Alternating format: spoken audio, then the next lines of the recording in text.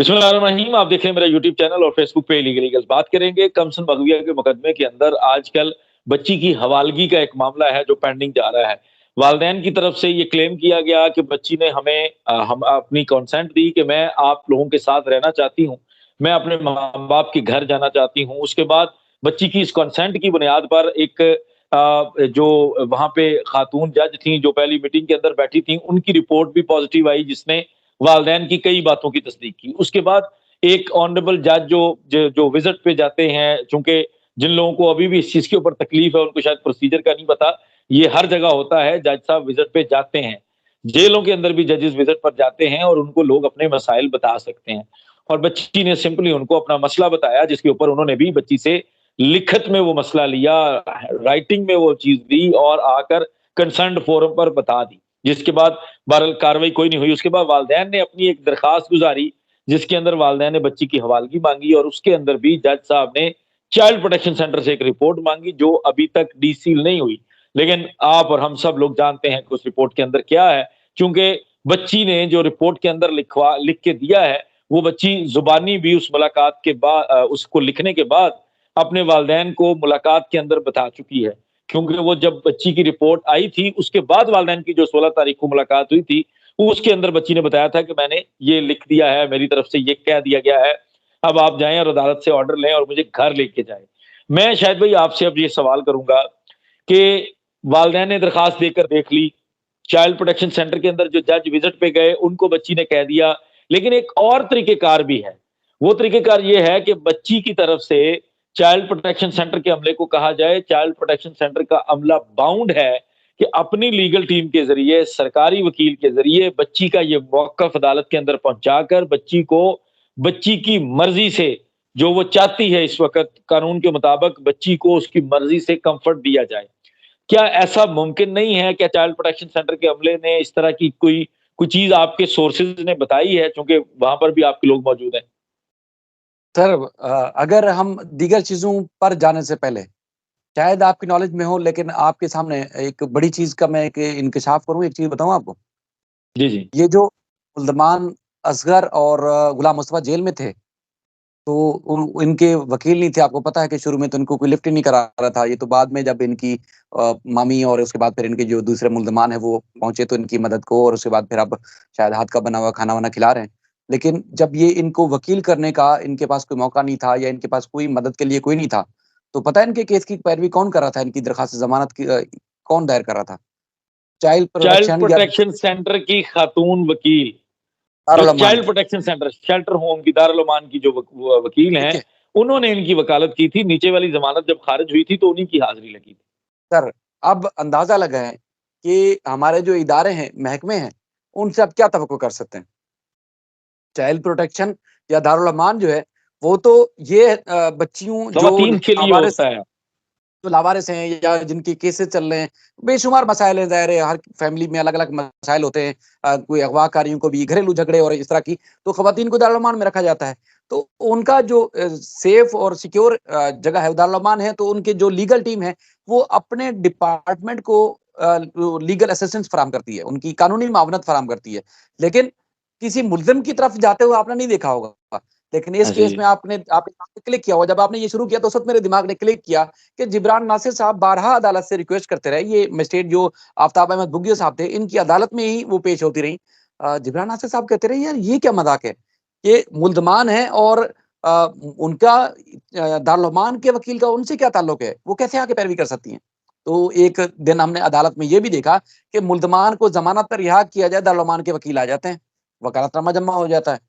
अब वो ज़ाती हैसियत में आई या डिपार्टमेंट के साथ एसोसिएट होके आई, वो एक अलग बहस है। लेकिन चूँकि आपका नाम डिपार्टमेंट के साथ जुड़ा हुआ है, तो आप मुल्ज़िम के केस की कैसे पैरवी कर सकते हैं जिनके ऊपर एक संगीन नोयत का मुकदमा है, बच्ची को अगवा करना और उसके बाद 364 की सेक्शन के साथ-साथ चाइल्ड रिस्ट्रेंट मैरेज एक्ट भी उस पे लगा हुआ है। तो आप कैसे उस पे पैरवी कर सकते हो? उस वक़्त तो वावेला भी मचा हुआ था, आपके सामने की बात है कि मुल्ज़मान मफ़रूर थे, बच्ची नहीं हम्म। आ पा रही थी, बच्ची को ढूँढा जा रहा था। ये उस वक़्त की बात है। तो आप अंदाज़ा लगाएँ कि ये जो बच्ची है, बच्ची के आपने खतूत आपको याद होगा 25 नवंबर का या 26 नवंबर का एक खत है, जिसमें बच्ची क्या कहती है कि पता नहीं मुझे जज साहब कब बुलाएँगे।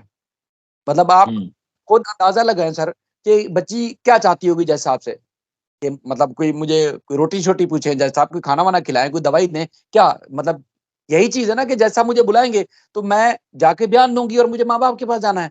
और उस खत के ऊपर नीचे तमाम जो लाइनें लिखी हुई हैं, वो तो इसी ख्वाहिश का इज़हार कर रही है कि एक तो ये है कि पता नहीं मुझे जज साहब कब बुलाएँगे, बाकी बच्चियों से खेलना है, माँ-बाप के पास रहना है और इसी तरह बहुत सारी उसने बातें की हैं कि बहन को गेम खेलते हुए देखना है, छोटी बच्ची जो है बहन छोटी सबसे, उसको घर के एक कोने से इधर से उधर, उधर से उधर जाते हुए देखना है। ये वो एक बचकाना ज़हन है जो उसमें अपनी तमाम जो ख़्यालात हैं वो उस लेटर पे तहरीर कर रहा है। जिसमें उसमें ये एक दर्दनाक आवाज़, ये पता नहीं फिर जज साहब मुझे कब बुलाएँगे। मतलब एक जज़्बात है, इज़हार है, सब चीज़ें हैं और उसके बाद फिर क्या है, एक मायूसी है, मालूम नहीं जज साहब मुझे कब बुलाएँगे। तो अगर ये जो लीगल वे है जिसमें माँ-बाप ने कोशिश की है और जज साहब जिस तरह आपने खुद भी फरमाया कि विज़िट पे भी गए और वहाँ पर जब बच्ची ने कहा तो उस वक़्त भी उन्होंने पूछा ये कौन है बच्ची? तो उन्होंने कहा ये तो वो बच्ची हैं जिनका जो केस चल रहा है। तो उन्होंने कहा देखें जी मेरा डोमेन नहीं है, तो लिहाज़ा मैं आपकी दरख़्वास्त वहाँ पहुँचा दूँगा। जैसे मैंने पहले भी आपसे अर्ज़ किया था कि वो बाकायदा तौर पर उस अदालत को, मुतल्लिका अदालत को आगाह कर चुके हैं कि बच्ची माँ-बाप के पास जाना चाहती है, घर वापस जाना चाहती है, लिहाज़ा उसको भेज दिया जाए। उसके बाद बात आ जाती है 8 दिसंबर की जो दरख़्वास्त है।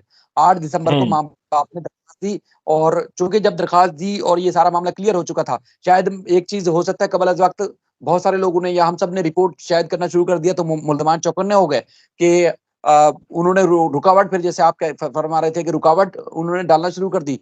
एक तो ये वजह हो सकती है, वरना वो 8 दिसंबर के बाद जब 10 दिसंबर की डेट रखी गई थी, तो उसमें ब बच्ची की कंसर्न और ये सारी चीज़ें आ जानी चाहिए थी और उसके बाद आ गई और बल्कि उसको अब डीसील हो जाती, तो बच्ची इस वक़्त अपने माँ-बाप के पास होती। अब ये 2023 खत्म हो रहा है, 2022 खत्म हो रहा है, 2023 स्टार्ट हो रहा है, तो अब ना जाने कब होगा। अच्छा, अब हमारे तो सोर्सेज़ ये भी बताते हैं कि बच्ची तो एक दफ़ा नहीं बारहा कहती रही है। चाइल्ड प्रोटेक्शन यूनिट को बारहा कहती रही है कि मुझे माँ-बाप के पास वापस जाना है। बच्ची से जब माँ-बाप मिलने नहीं भी गए थे उस वक़्त भी और जब मिलने गए हैं उस वक़्त भी वो बारहा उनसे रिक्वेस्ट करती रही है कि मुझे माँ-बाप के पास जाना है। मेरी कहीं लीगल फ़ोरम पर हुँ। अगर कोई सुनवाई होनी है तो आप मेरे केस की पैरवी करें, दरख़्वास्त दें और जाके मुझे माँ-बाप के पास भेजा जाए। तो उन्होंने एक नहीं सुनी। अब मामला तो हुँ। ये है कि जितने भी पंजाब में या पूरे मुल्क में जितने भी सरकारी डिपार्टमेंट हैं उनको कानूनी माहिर उनको मावनत के लिए दिए जाते हैं। अब उनके अंदर जी। अहलियत कितनी होती है, नहीं होती है, वो अलग बहस है। लेकिन उनके वकील को चाहिए था कि फौरी तौर पर बच्ची की तरफ से ही, अपनी तरफ से अगर नहीं, तो बच्ची के नाम से एक अदालत के अंदर दरख़्वास्त लगाते। जज साहब अगर समझते हैं बेहतर कि हाँ, बच्ची किसी इन्फ्लुएंस का शिकार नहीं है या अगर बच्ची को सिर्फ़ मैं बुला के ही स्टेटमेंट लूँगा, तो बच्ची को बुला के स्टेटमेंट लिया जाता है। सिर्फ़ 1 डेट 5 मिनट की कार्रवाई थी सर। और जब ये बच्चियों को लड़कों के साथ भेजा जाता है, मुबैना जो शौहर होते हैं, तो तो 5 उस वक़्त मिनट भी नहीं होते। 5 मिनट भी उसकी कार्रवाई नहीं होती। 2 सवाल तो होते हैं, किसी ने अगवा तो नहीं किया? उन्होंने कहा नहीं। शादी अपनी मर्ज़ी से की है? बिल्कुल। किसी ने ज़ोर-ज़बरदस्ती नहीं की? नहीं, किसी ने नहीं की। उसके अलावा कोई और तीसरी-चौथी बात ही नहीं होती सर, मैं तो रोज़ देखता हूँ अदालतों में जाके। तो अब बच्ची को बुला लिया जाता तो कहानी खत्म हो जाती। लेकिन जहाँ पर मैं एक चीज़ आपसे आपके प्लेटफ़ॉर्म से ये वाज़ेह करूँ कि शायद चाइल्ड प्रोटेक्शन यूनिट ने ये जो मामला था कि एक लीगल टीम के ज़रिए अदालत से रुजू किया जाता बच्ची के नाम से, उन्होंने अपनी जो कानूनी, आईनी और अखलाकी ज़िम्मेदारी थी वो शायद पूरी नहीं की। अगर वो ज़िम्मेदारी पूरी कर देते, तो शायद माँ-बाप को भी ना तड़पना पड़ता और मुल्ज़मान जो एक कहते हैं ना कि वो इतने वो हुए हैं जैसे पागल हुए हैं और शायद उनको भी परेशानी इतनी इस हद तक परेशानी ना होती। एक न्यूट्रल वे से एक दरख़्वास्त आती, वहाँ से जज साहब उसको सुनते और फैसला कर देते कि क्या करना है। बाकी ट्रायल तो चल रहा था, ट्रायल पे तो कभी भी ऐसा हो सकता है, कभी भी ट्रायल चल सकता है। लेकिन उन्होंने कानूनी तौर पर, अखलाकी तौर पर भी ज़िम्मेदारी नहीं पूरी की। जब एक माइनर आपको खुद कह रही है कि मुझे जाना है, तो फिर आपको खुद रिज़्यू करना चाहिए था, बच्ची के नाम से ही सही, लेकिन आप दरख़्वास्त दे देते। लेकिन दूसरी तरफ हम देखते हैं कि मुल्ज़मान की केस की पैरवी करने के लिए बल्कि उनको ज़मानत पर रिहा करने के लिए एक खातून हुँ। वकील साहब और कहती हैं कि इनको ज़मानत पर रिहा किया जाए और वो एक तरफ से सरकार से एसोसिएट हैं। तो ये है सर हमारे वो मुल्क में। हकीकी ह्यूमन राइट्स एक्टिविस्ट थी और जो लोग उनको सपोर्ट करते हैं मुल्ज़मान को वो भी हकीकी ह्यूमन राइट्स एक्टिविस्ट हैं। बहरहाल मैं अच्छा शायद भी चूँकि ये बात चल रही थी चाइल्ड प्रोटेक्शन सेंटर के हमले के हवाले से, तो मैं आपको याद करवा दूँ, सबसे पहले हम लोग इकट्ठे एक लाइव कर रहे थे और उसके अंदर ज़िक्र हुआ था कि गैर मुसद्दक़ा इत्तला के मुताबिक बच्ची ने अपनी ख़्वाहिश का इज़हार किया था कि मुझे मेरे माँ-बाप से मिलवा दें। और हमने उसको फिर इसीलिए ज़रा ज़ोर दिया था कि ये गैर मुसद्दक़ा है, इसको फैलाया ना जाए चूँकि वो बात फैलानी शुरू कर दी गई थी, तो वही जो हमारे ज़हन में खदशा था कि काउंटर किया जाएगा, चाइल्ड प्रोटेक्शन सेंटर के अमले को प्रेशराइज किया जाएगा। तो इस वक्त भी वही हो रहा है। तब भी उन्होंने अपनी जिम्मेदारी इसलिए पूरी नहीं की थी कि उनको धमकाना शुरू कर दिया जाता है, उनके बारे में इस तरह की बातें करनी शुरू कर दी जाती हैं और 2-2 रुपए की इनकी ईमानदारी फिर खराब होती है। उनकी वो कहते हैं हमारी सर्विस खराब होती है, उनको अपने आप के ऊपर यकीन ही नहीं है।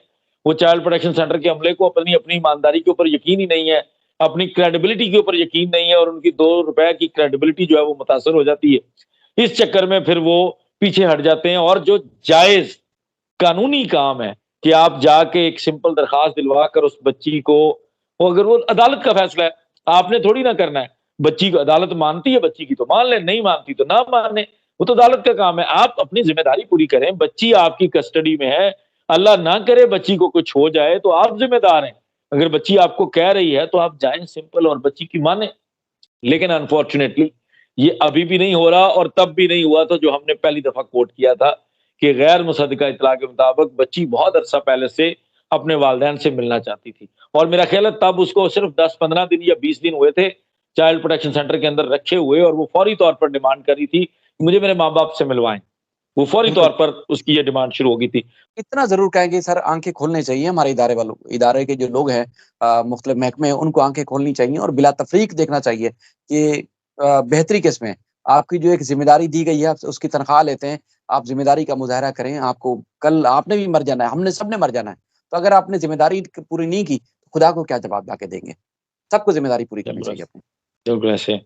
बहरहाल देखिए शायद भाई इसका उनके ऊपर कोई असर पड़ता है या वो जो उनको धमकाया जा रहा है व्लॉग्स के ज़रिए या बाकी चीज़ों के ज़रिए उसका असर पड़ता है।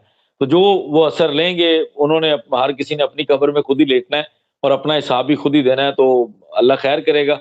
यहाँ नहीं तो किसी और जो हमारा प्लेटफ़ॉर्म जो जिसका हमारा ईमान है कि यहाँ हिसाब हो ना हो वहाँ हिसाब होना है। तो वहाँ पर इन चीज़ों को डिस्कस किया जाएगा, वहाँ पे हिसाब माँगा जाएगा और वहाँ पर नाइंसाफ़ी नहीं होगी, अदम-एतमाद की गुंजाइश नहीं होगी, जो यहाँ पर है। तो इंशाअल्लाह ताला किसी और जो डेवलपमेंट होगी इस केस के हवाले से उसके साथ हाज़िर होंगे। बहुत शुक्रिया शाहिद भाई आपका भी और देखने वालों का। अल्लाह के हवाले।